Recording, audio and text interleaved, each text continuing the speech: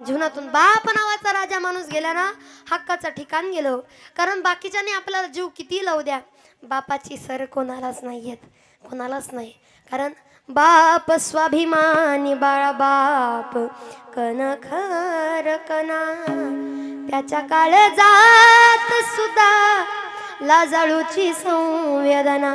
बाप तलवार ढाल, बाप पेटती मशाल, बाप घराचा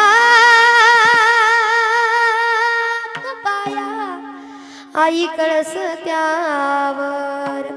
उभा आयुष्य आपल्यासाठी झिजतो ना, तो आपला बाप असतो गड्या. पण माणसानं सगळ्याचे उपकार विसरायचं बापाचं नाही. इथे एवढ्या महिला मंडळ बसलेत. महिला मंडळ सांगेन मी तुम्हाला, तुमचा भाऊ तुम्हाला बोलत नाही ना, भावाकरता माहेरात अजिबात नाही जायचं.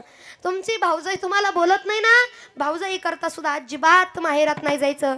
म्हाताऱ्या बापासाठी माहेरात जायचं गड्या. म्हाताऱ्या बापासाठी का?